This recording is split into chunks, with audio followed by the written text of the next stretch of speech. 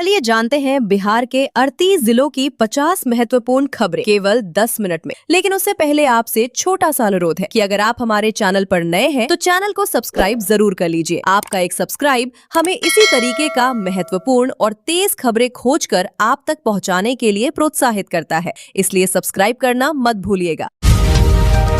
बिहार में rapid rail का ऐलान।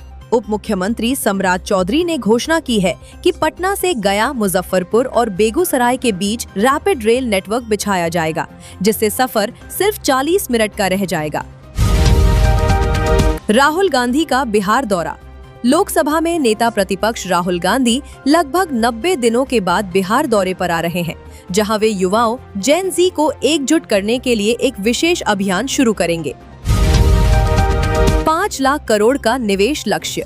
सम्राट चौधरी ने दावा किया कि केंद्र सरकार के सहयोग से बिहार में अगले कुछ वर्षों में इंफ्रास्ट्रक्चर और डिफेंस कॉरिडोर के क्षेत्र में 5 लाख करोड़ रुपए का निवेश लाया जाएगा। मुफ्त बिजली योजना लागू। बिहार सरकार ने राज्य के उपभोक्ताओं के लिए 125 यूनिट तक मुफ्त बिजली देने के फैसले पर प्रशासनिक अमल तेज कर दिया है। सड़क हादसों के मुआवजे में बदलाव। आपदा प्रबंधन विभाग अब राज्य में होने वाले बड़े सड़क हादसों के पीड़ितों को 4 लाख रुपए तक का मुआवजा सीधे बैंक खातों में देगा। बांकीपुर विधानसभा उपचुनाव।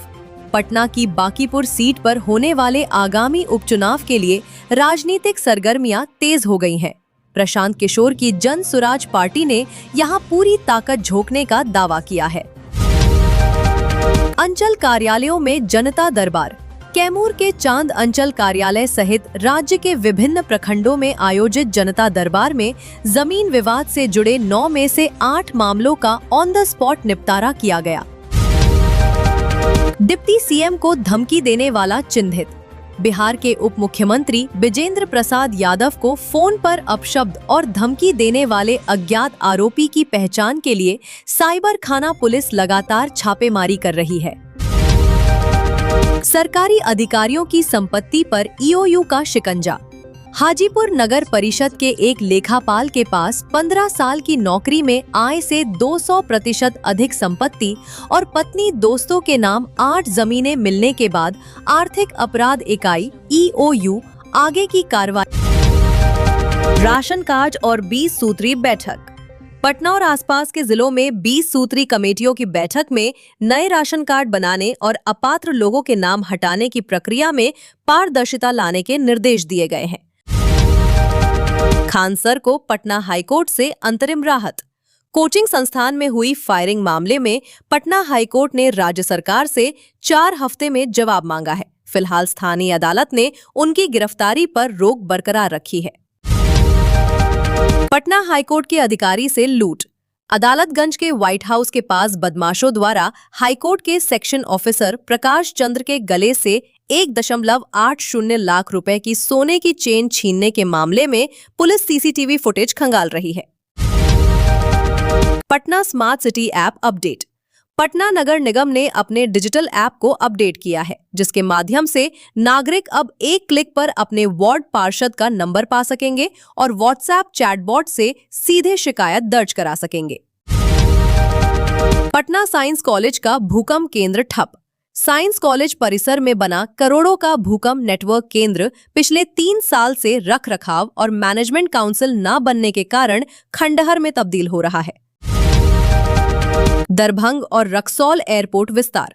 बिहार कैबिनेट ने दरभंगा और रक्सौल हवाई अड्डों के विस्तार के लिए आवश्यक भूमि अधिग्रहण के प्रस्ताव और बजट को मंजूरी दे दी है। पटना में दूसरा आम महोत्सव। कृषि मंत्री विजय कुमार सिन्हा ने पटना में आयोजित राज्य स्तरीय द्वितीय मैंगो फेस्टिवल का उद्घाटन किया, जहां बिहार के चुनिंदा जर्दालू और दूधिया मालदा आमों की प्रदर्शनी लगाई गई है। महावीर वात्सल्य अस्पताल में मुफ्त ओपीडी। आचार्य किशोर कुणाल की जयंती के उपलक्ष्य में पटना के महावीर वात्सल्य अस्पताल में मरीजों के लिए विशेष निशुल्क ओपीडी सेवा और दवाओं का वितरण किया गया। जल जमाव से निपटने के लिए नालों की उड़ाही। मॉनसून की दस्तक को देखते हुए पटना नगर निगम ने शहर के सभी छोटे बड़े नालों की सिल्ट सफाई उड़ाही का काम युद्ध स्तर पर पूरा करने का दावा किया है। जमीन धोखाधड़ी में महिला पर केस। पटना से सटे इलाकों में दूसरे की जमीन को अपनी बताकर 4.15 लाख रुपए हड़पने के मामले में एक महिला समेत 4 लोगों पर प्राथमिकी दर्ज की गई है। सड़क सुरक्षा अभियान। पटना ट्रैफिक पुलिस ने शहर के मुख्य चौराहों पर बिना हेलमेट और ट्रिपल राइडिंग करने वाले दुपहिया वाहनों के खिलाफ सघन चेकिंग अभियान चलाकर भारी जुर्माना वसूला है। नीट री एग्जाम की तैयारी। बिहार के विभिन्न केंद्रों पर होने वाले नीट री एग्जाम को लेकर नेशनल टेस्टिंग एजेंसी एनटीए ने सिटी इंटीमेशन स्लिप जारी कर दी है। इस बार प्रश्न पत्रों की सुरक्षा के लिए कड़े इंतजाम है। Bihar STET 2026 schedule. Bihar school परीक्षा बोर्ड ने स्पष्ट किया है कि बिहार माध्यमिक शिक्षक पात्रता परीक्षा एसटीईटी के लिए आवेदन और परीक्षा का आयोजन अक्टूबर 2026 में किया जाएगा। मैट्रिक पास छात्रों को प्रोत्साहन राशि। बिहार सरकार के शिक्षा विभाग ने मैट्रिक परीक्षा में बेहतर अंक लाने वाले योग्य छात्रों को 75,000 रुपए तक की प्रोत्साहन राशि देने के लिए आवेदन की तारीखें बढ़ा दी हैं। सुपौल और गया में जॉब फेयर। श्रम संसाधन विभाग की ओर से सुपौल और गयाजी में जिला स्तरीय नियोजन सह व्यावसायिक मार्गदर्शन मेले का आयोजन किया गया। डेफिनेशन के ने युवाओं को on the spot job offer दिए। अनुदानित बीजों का वितरण। कृषि विभाग खरीफ फसलों की बुआई के लिए रजिस्टर्ड किसानों के बीच जल्द ही ब्लॉक स्तर पर सब्सिडी अनुदानित दर पर धान और अन्य मोटे अनाजों के बीजों का वितरण शुरू करेगा। रोहतास में 2 सड़क हादसे, 2 मौतें। रोहतास जिले के अमझोर में एक तेज रफ्तार ट्रक की चपेट में आने से 3 वर्षीय बच्चे की और दिनारा में ट्रैक्टर की टक्कर से 72 वर्षीय बुजुर्ग की मौत हो गई।